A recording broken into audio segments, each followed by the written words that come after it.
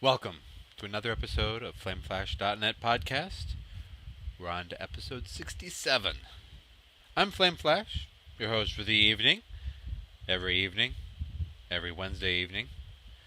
And we'll get started with the Raptor Report because clearly I'm tired this evening. Rayman Origins. I've had this game for a while. The kids have gone through the first world, but I haven't had an opportunity until tonight to actually try it out for myself. I'm impressed.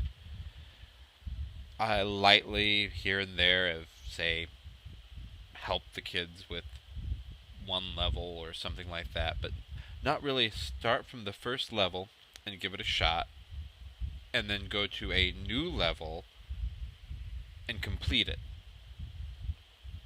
That was enjoyable. It's one I'm glad we picked up when we did. Picked it up with a GameStop gift card way back when, this last Christmas, and it is good. It's good to have. Super Mario 3D Land. Well, don't have New Super Mario Land 2 quite yet, or New Super Mario Brothers 2 for the 3DS quite yet. Pre-ordered it, Newegg shipped it out, and it's going to be here Friday. The tracking is just sitting there mocking me.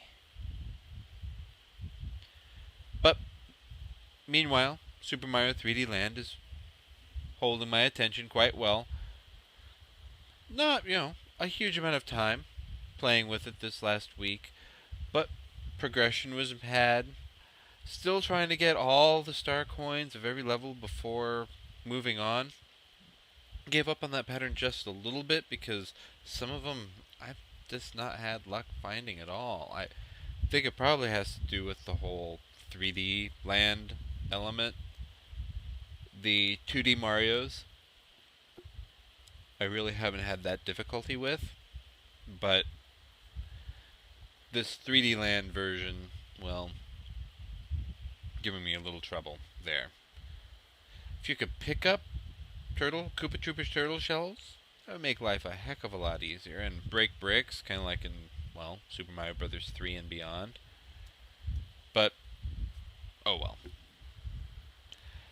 Scott Pilgrim versus the World.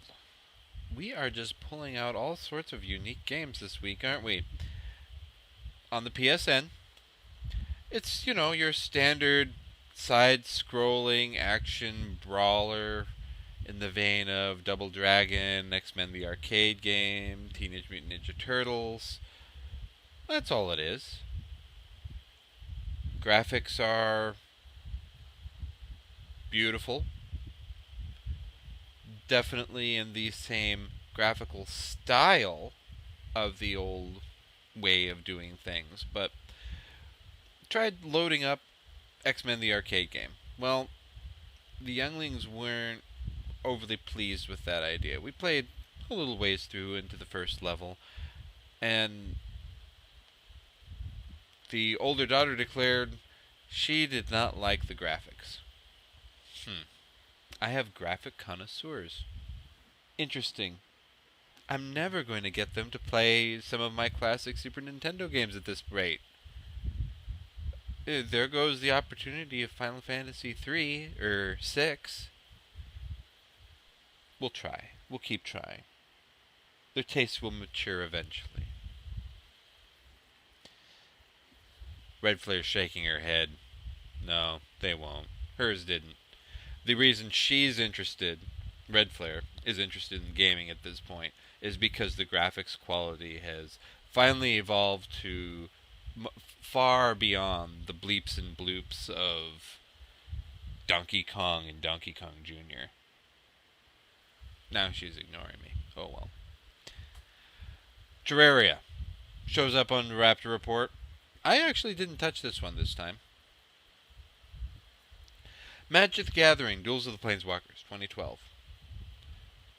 Went to a Tuesday night casual Magic. Did a 3-man game in which did pretty well. For some reason, the two fellows I most regularly play with kill each other off for the most part and ignore me. I don't look like a threat usually, or at least that heavily of one, because my hand's full of instants instead, so they don't really want to mess with me in case I have that rebuke, which, destroys target attacking creature or blocking creature, or a counter spell, and if I'm being the target of their spell, well, then I'm going to counter it, so they target the other guy, and things like that. I discourage them based on weapons of mass destruction, I suppose. But then we tried out a two-headed giant game. I'm playing in standard, so that means right now M13 all the way back to Scars of Mirrodin, something Mirrodin. I rejoined at M12, so that's why I've been using M12 to track on Raptor. So the cards available to me are M12 up to M13. I've gotten rid of M12 already. I've retired it. It's going to be retired out of standard pretty soon, and I didn't want to mess with it. I had a free weekend. I think I've already mentioned this on a previous episode, so I took care of my decks at that point. I think the decks are better off for it. I really do. I'm looking forward to the opportunity to, say, pick up a fat pack of the next one that comes out in October. Get some of those extra boosters, some mana, and set some of these things aside for the kids. They're interested in building their own decks at this point, so giving them the mana out of that fat pack, I don't need any more mana, seems like the right thing to do. Slip them a booster from it. They're interested. We'll work together, we'll build. I'll let them run off with the collection of cards I have too, but having their own boosters to really start things off will help, I think. Get that excitement going. We'll see, though. Red Flare and I haven't discussed it much. There's been interest in the Deck Builder box as well, the M13 Deck Builder box, but I have a thing against going core set too heavily just because it revolves out of standard too quickly. Now that means other forms of Magic, say Modern or Commander, are easily available, but for Modern, you're going to be bumping up against pretty much everything. It's almost as bad as playing Vintage or Legacy. If you don't have the cards, if you haven't been playing since the beginning, you're going to get screwed.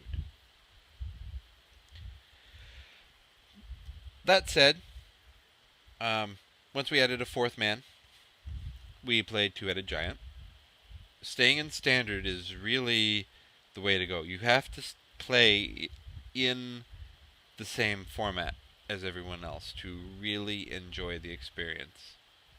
It's an impressive moneymaker. It's no wonder they're still in business and still going strong. Finally, World of Warcraft. Clocked in at the most hours this last week. I've achieved some more achievements that I've been aiming at. I have one more before when Mists hits, I get the meta of all of the Cataclysm Heroics. I think that's Blackrock Caverns. Just never came up, and I haven't been running Heroics that much in Cataclysm. Didn't enjoy them. But Blackrock Caverns is my last one. And then I have to rep grind. And I have to rep grind hard and very quickly, because otherwise the opportunity is just going to be lost. I have the daily ones for the most part out of the way, but the Oldham faction and the Earthen Ring are still giving me trouble. Almost there with the Oldham faction. Earthen Ring, if I can't manage to get Earthen Ring, I'm not going to be too broken up about it, but I really would like to. Because I could go back at 90 and grind through normals and get a little bit of rep. Farm for the mounts that are available in the normals that way, and eventually do it. But I'd rather do it while it's still current. Get the right dates on those achievements, you know? Speaking of which, the Mists of Pandaria cinematic came out. I was really happy with the fact that Monk of Mists was out there with everybody else, covering it at the exact same time as launch, and that's where the kids have primarily watched it from. When I grabbed the link from YouTube, there were 304 views.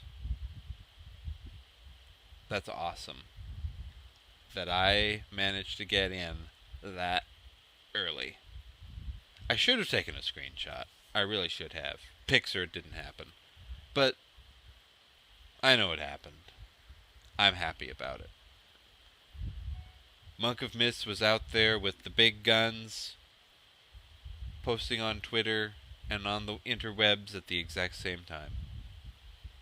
A good feeling. Races for All. As of 5.0.4, if you only have the original World of Warcraft, you can have every race. That does not mean you have every class, however. Wrath introduced the Death Knight.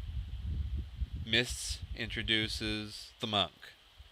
So, unless you have the appropriate expansion pack, you can't get the Death Knight and the Monk. And you also can't, for instance, get to level 80, 85, or 90. Since vanilla now comes with Burning Crusade packaged in, it automatically sweeps up from 1 to 70. But pretty awesome. Try out all the races. The play for free from 1 to 20, I would assume, is impacted by this awesome deal.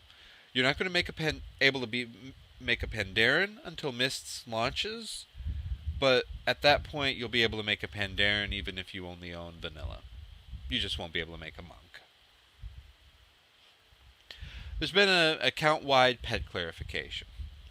Now, for instance, I have the same pet on multiple characters. So let's use Sinister Quashling as an example. He is going to show up in my account-based pet report however many times I have him. Normally you can only have 3 of a pet, but during this merging process you can have more than that. So I'll get multiple Sinister Squashlings. I'm going to take this opportunity to turn around and sell my excess Squashlings on my Horde role-playing server. I think they'll sell better over there, and I need gold over there. I'm in desperate need of gold over there. I don't need it on my Alliance side. I've had my Alliance side for ages. But being able to get up and running economically, Horde side will be able to nicely finance an undead monk. So I really think that's the way I'm going to go. I'll probably drop leatherworking on my hunter, my Tauren hunter, pick up mining, so he'll be a Skinner miner, or Skinner herber, I haven't decided fully yet. And then the monk will become the skinning leatherworker. That way he can be self-sufficient. Monk of Mists needs their Horde perspective too, after all. But back to the account-wide pet clarification. So, Sinister Squashling, after a while you'll be limited to at least the maximum of 3. But for now you can go over 500 pets. That includes copies. And unique pets, however, this is event pets. So the Pandaren monk, the Pandaren brewmaster pet, we'll go with that one. You bought him on the store. You're not going to be able to package him up and sell him. Your account is going to immediately contract, and you have one. You have one on your Battle.net account. Because that's how it worked. You bought one. It just applied to all of your characters because they didn't have an effective way of doing it before. So, Squashlings, those are a pickup. You get as many as you had. Pandaren Monk, well, that you get as many as you have an account of. One. Finally, WoW's on sale again. They're very much encouraging everybody to come back into the game, maybe pick up a second account, maybe come in for the first time, and it not be cost prohibitive. You can pick up the full game all the way to current for $20 right now. $5 for Vanilla and Burning Crusade, $5 for Wrath, $10 for Kata. This is straight from the Blizzard store. So you can go all the way up to Kata for $20. Pre-order Mists. Boom. You're up and running and you can go to 90. Very cool. Very tempting to pay $5, pay the 2-month fee, and speed level that Death Knight or that Undead Monk as far as I can get with some other character on that from that other account following behind. Horribly tempting. Horribly tempting. Because after all, then I'd get the Obsidian Nightwing mount, and I'd have that monk speed leveled on a faction that I don't have many resources on. And server. Very tempting. Still pondering it. The sale's going on this whole week. By the time most people will see this, where'd my lighting go? Some of it will, or the week will certainly have passed. But if you're watching it live or wandering over to YouTube, go check it out. Gaming news. So we're going to wander away from World of Warcraft. And first up, happy patch day, everybody. A day late, but D3 had a patch. You can now level a Paragon system all the way up to 100. It's going to have your Magic Find in it. There were a multitude of changes in this patch. So trying to list them all, not going to happen. But they made tweaks, they made adjustments, they improved on the game. If I didn't have so many Kata achievements I'd still like to get out of the way, I'd probably be playing D3. Dust 514 is now available to PlayStation Plus subscribers. So, if you're interested in this free-to-play EVE Online tie-in first-person shooter, I think it's first-person, you can go and grab a copy of the beta. It's going to be free to play even after the beta, but you can try it out now. Always a good thing to give it a shot. Lastly, a moment of silence, please, dear friends, for Nintendo Power. Nintendo Power has been with me for as long as I can easily remember. I haven't been a subscriber that whole time. I stopped subscribing after 10 years of solid subscription. At the time, it was because N64 coverage was picking up. I didn't have an N64. There was no reason to read about games that I just didn't have. So I stopped at that 10-year anniversary edition. I believe the spines of my magazines still make pictures of a couple of characters because they did that for a little while. I, as a very young 6-year-old, drew all over the place in that first edition, first printing Super Mario Brothers 2 magazine.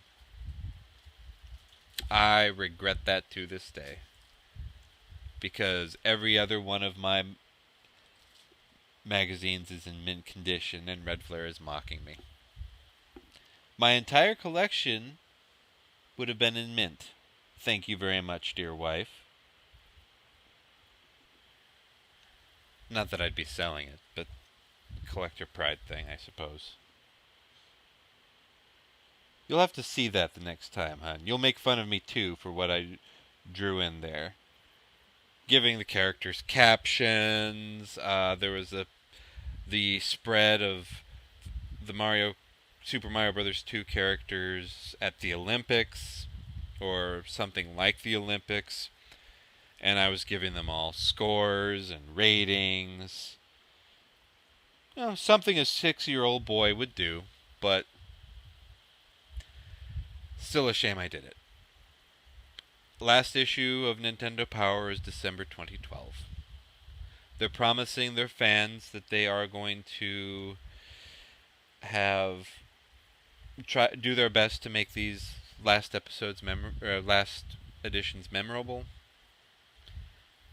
And it's highly tempting to pick up a short subscription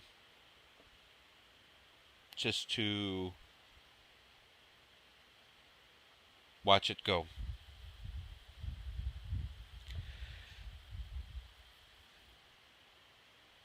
She is still laughing at me. This is an emotional time, man. A piece of my childhood. Gone. She's still laughing at me. Oh well. Wish she'd join me on camera. No, won't do that. But yeah, she's still laughing at me. I'm surprised she hasn't spat out that water. I'm going to let you go before she can't contain herself and makes me try to edit out her laughter from the microphone. But I wish you well, Nintendo Power. I wish the families and the employees impacted by this the best of luck. And may they all land on their feet. Or on Goombas. So this is Flame Flash, a flameflash.net podcast. Find me on Twitter. Find me on Facebook. I'll sign off for this week. Take care.